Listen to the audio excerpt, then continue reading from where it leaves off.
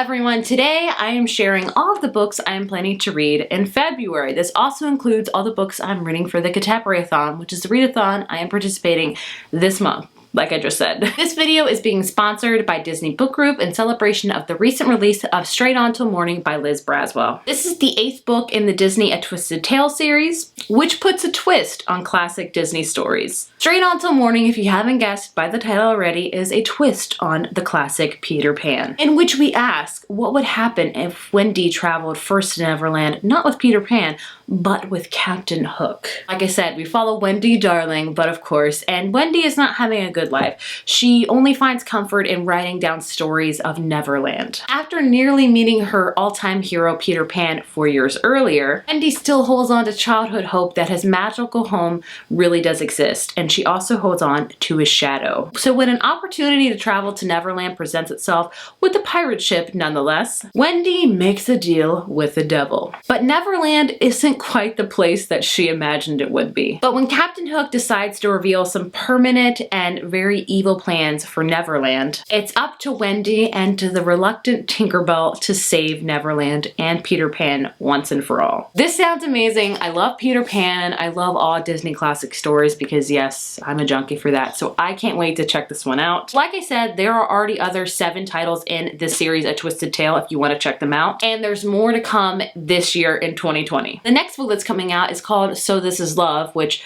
if you don't want to sing that song right now, you're crazy.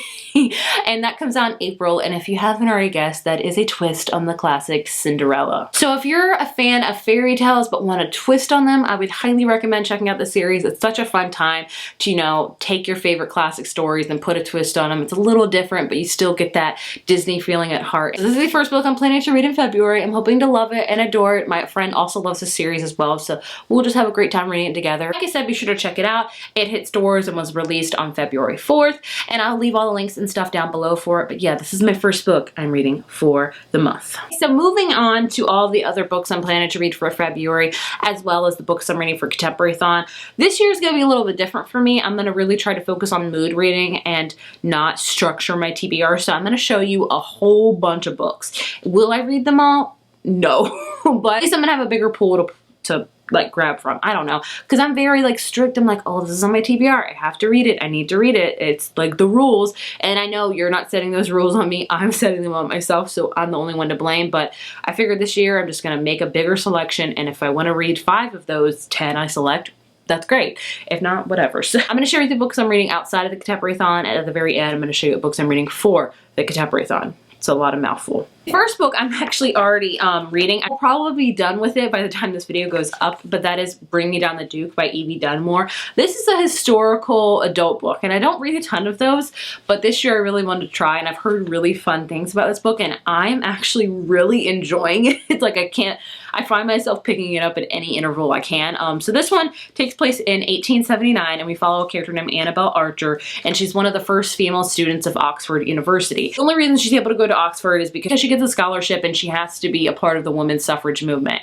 And so their goal is to target influential men to like kind of join in the Women's Suffrage Act, obviously. And Annabelle's target is the Duke of Montgomery, a commander of Britain's politics. But Montgomery wouldn't be the kingdom's greatest strategist if he couldn't turn the tables and confront Annabelle with a different offer altogether. Locked in a battle with rising passion and impossible attraction, Annabelle will learn just what it will take to topple the Duke. It is so, I love it because I don't read a ton of historical romance, so it's like he looked at the nape of her neck because that would be the only skin exposed, and I'm like, oh my gosh, that was scandalous back in the day. So it's really interesting, and I really enjoy it so far, and it's really funny. It's easy to read. I don't read a ton of historical novels because I'm just not a fan of historical, but I would say if you don't like historical novels, definitely check this one out. It's fun, it's easy to read, and I'm having a great time reading it. Next up, I have American Roles by Kassar Mcgee. I'm actually planning to buddy read this with Kristin or SuperSpaceChick.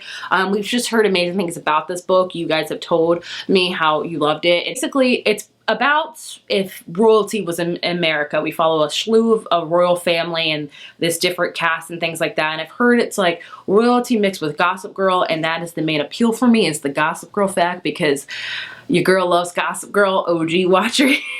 here. Forever Blair Waldorf. And I will say, I liked Blair and Dan together. Sue me. I did.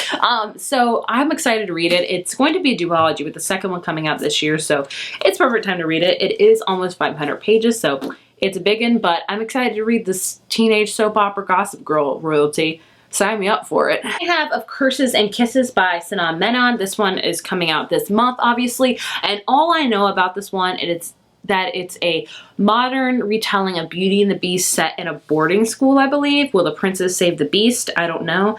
As the stars conspire to keep them apart, Jaya and Gray grapple with questions of love, loyalty, and whether it's possible to write your own happy ending.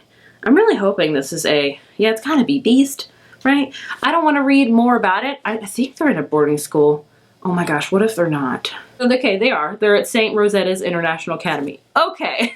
So that's all I'm going to know about it, and that's all I need to know. She writes really cute YA contemporary books. I'm excited to read it. Thrillers. So I've talked about this a lot. I want to read more thrillers this year. That is one of my goals, which my video of my 2020 goals is coming next week. It's late. I hope it's okay. But one of my goals is to read more thrillers because I do enjoy them, and I don't feel like I read enough. Like every year that has gone by in the past 2 years that I've read thrillers, I'm like, I should have read more. Why didn't I read more? So I'm going to try to read at least one a month.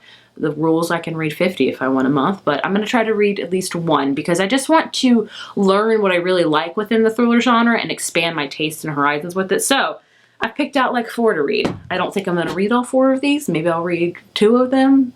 Maybe I'll read all 4, I doubt it. But these are the ones that interest me this month, and I want to check them out. The Return by Rachel Harrison. This is about a girl that disappeared, and she comes back 2 years later, and she's very, very different. Her friends are like, this is really scary. And it says, the Julie who vanished 2 years ago is not the same Julie who came back, but then who or what is she? So is she a ghost or a demon? I don't know. We're gonna find out. Sounds creepy. I also have The Tenant by Catrin, Edinburg.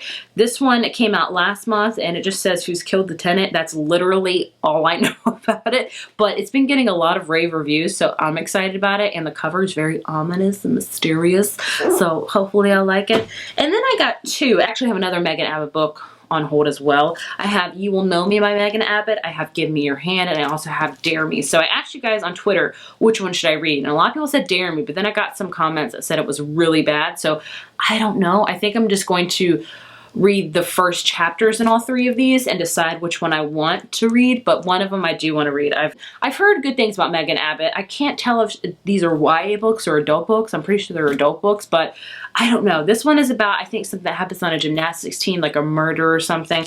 And this one I literally don't know anything about. I don't know. I just know they're thrillers, things like that. I would just want to read at least one Megan Abbott book to say I've read it. Maybe I'll hate her writing, maybe I'll love it. I don't know. I think those are all the books I'm planning to read outside of the Contemporaryathon. So like I said, the Contemporaryathon is the readathon taking place this month. It's taking place from February 10th to the 16th. Chelsea from Chelsea Delling Reads runs it, Julie from Pages and Pens, as well as Natasha from My Reading Is Odd. I'll link them all down below. They're all amazing ladies that you should check out, but there are 7 challenges, and you're about to see. I'm going to use like 3 books for all 7 because that's what I do. So the first challenge is green on the cover. That one I'm going to go with the matte from here to there. There's a little bit of green right here and a little bit of green right here. And there's, you know, it's got greenish things on it. This is the sequel from The Start of Me and You. It's a YA contemporary. I know I can read it very quickly and I hope to love it. So that's the first challenge. The second challenge is a new to you author, and you're about to see, I'm going to use this book for a lot of challenges. My new to you author is Elizabeth Acevedo with The Fire on High.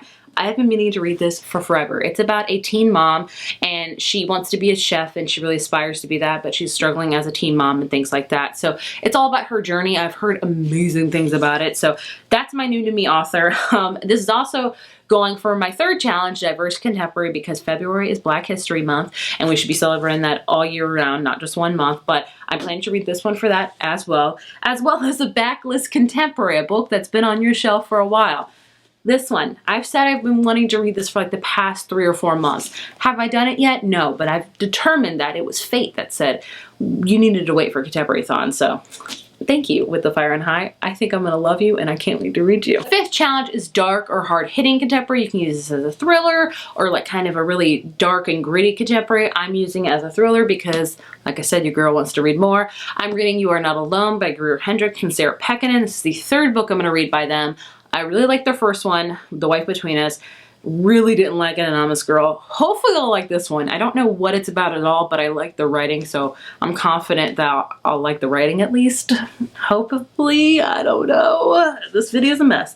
Our sixth challenge is an illustrated cover. For this one, I'm going to try to read Would You Like to Meet by Rachel Winters. This one came out in December of last year, and what I know, it's about a girl named Evie Summers whose job it is to convince the film agency's biggest client to write the romantic comedy screenplay that he owes the producers.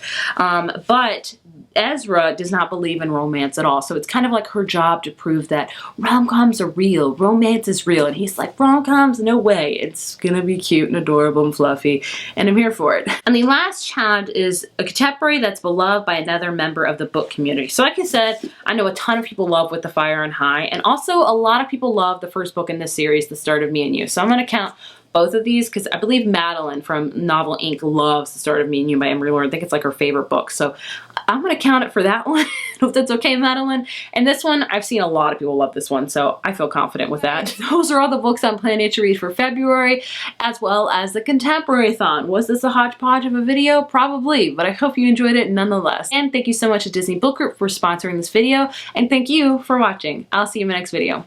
Bye.